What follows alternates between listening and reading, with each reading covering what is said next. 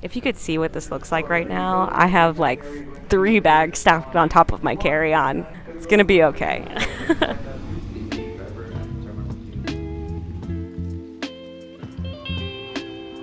My flight's been delayed for about 3 hours now, and so what else can I do but to film a vlog? Anyway, so I wanted to share a few things that I learned about growth. I thought it was really appropriate for me to start filming while I'm here, like in the middle of an airport, because I am ending a 9-month journey where I feel like I have just been growing for 9 months straight. And I wanted to share some of the things that I learned about growth. And because this video is very last minute, I have my iPad to look at the notes that I have decided to take. So I wanted to title this The Hurtful Truth About Growth. There's a difference between having a broke mentality versus a learner mentality. A broke mentality is somebody who is resistant to learning, looks at a challenge and is like, I can't do that. I'm not capable of doing that. I'm very set in my ways. If I try to approach a new situation, I'm not going to be able to handle it. Versus a learner mentality is somebody who is basically a sponge and is like, you know what? I will try that. Someone who has the audacity to look at something that seems hard to them and then who's brave enough to do it anyway. And that's kind of what I was forced to face with. I think the challenges that I've gone through within the last 9 months have been a direct mirror to me of saying, look at all these ways that you shortchange yourself or that you tell yourself that you are less than. And we're going to challenge that, and we're going to make you the person who has to step up and do it. I came out to California to pursue multiple opportunities, and it has been a whirlwind of growth. So here's some things that I've learned about growth. Growth comes with repetition.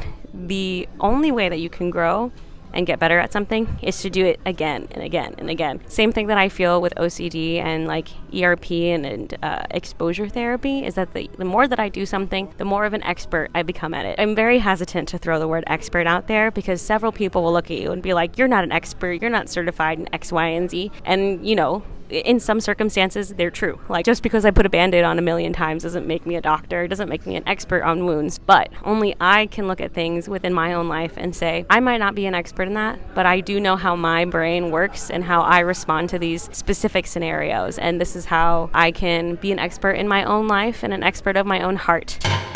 The next thing is that growth also comes with observation. It's really easy to say, I want to grow, and then not do the work of like looking at yourself and saying, is what I'm doing helping or hurting me in the long run? I think some ways that we can hurt ourselves through observation is by passing judgment on ourselves. A way that we can help ourselves through observation is giving ourselves the space that we need to understand, like, hey, I'm going to grow. I may see myself in very cringy ways, I guess. I might see myself as a bit cringy because I'm growing, but I'm gonna laugh at it, I'm gonna shrug it off or whatever and keep going. I think a lot of people stop growing once they start to feel the cringe phase, but I promise you success within growth happens on the other side of that cringe phase, and most of the time that cringe is self-imposed. It's not even real. Nobody cares. I'm in the middle of an airport right now talking away. There are people who are looking at me. Do I care? Yes. Am I gonna stop? No. Because this is a promise that I made to myself, that I was going to start doing stuff like this and taking challenges. Another thing that I learned about myself is that growing in public sucks. I hate growing in public. And the more people that are involved, the tougher it is for me to not shrink or put my ego aside. I used to make jokes and be like, I'm a one-take wonder. And I'm not. I'm definitely not. But every time I would mess up and have to do something again, I'd be like, oh, just kidding. This is the first time we're doing this because I'm a one-take wonder.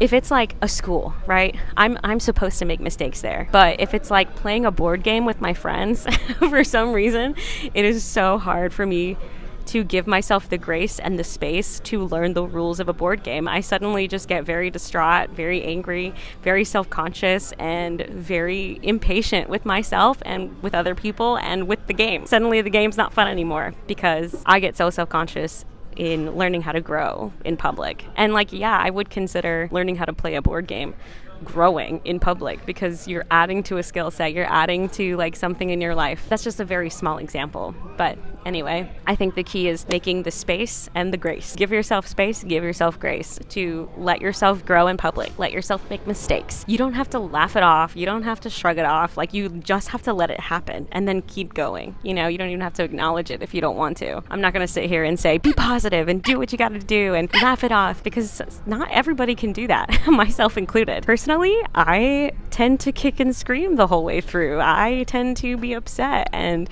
like be upset with myself and whatever. That's why I say space and grace, right? Because I know sometimes I can be really hard on myself. So I think what helps me is allowing myself to kind of whine about it in closed doors, right? I still want to be professional. I still want to be loving and caring because I've grown in multiple ways, not just in my career, but as a human being, in friendships, in relationships. These last 9 months have been about growth across the board, across every relationship I have. My relationship with my boyfriend, my friends, myself, my parents, with work, not working, with stillness, with money, so many relationships. And that's what helped. So anyway, growing in public sucks. How can you help yourself? Give yourself the space and the grace to do that. The next area in growth that I've learned about is the two versions of myself. When I feel great, I pump myself up. And then when I don't feel great, there's another version of me that dims myself down. And it is astounding how both of those people can live inside of me at the same time. And just recently, I've discovered what each of those people feel like. And I know there's a time for each one of those to stand up. And I know there's a time for each one of those to sit down. That being said, once you identify that, then you can kind of play this musical chairs game and tell them when to sit, when to stand, when to calm down, when to take a break, or go to bed.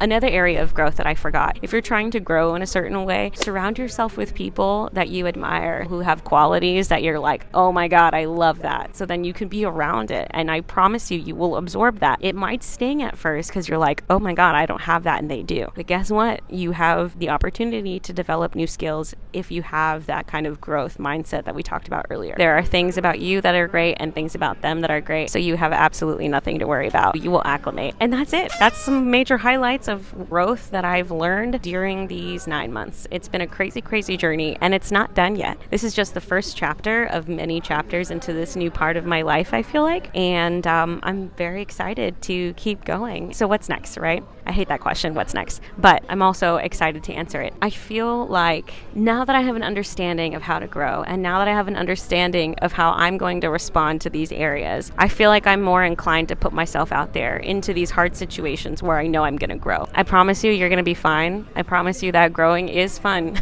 Growing is important. It's good for you, it's good for your soul, and it's good for the world. Grow as much as you can, not only for yourself, but for your world around you, for your friends, for your family, for your cat, for your reflection in the mirror. I don't know. Find a reason to grow and stick with it. You'll surprise yourself. You will surprise yourself. I promise. I can't believe I just did this. This was pretty cool. I still got, 2 hours to board, but it's fine. It's going to be good. Look at my new sweater. Disneyland. All right. Okay. Goodbye.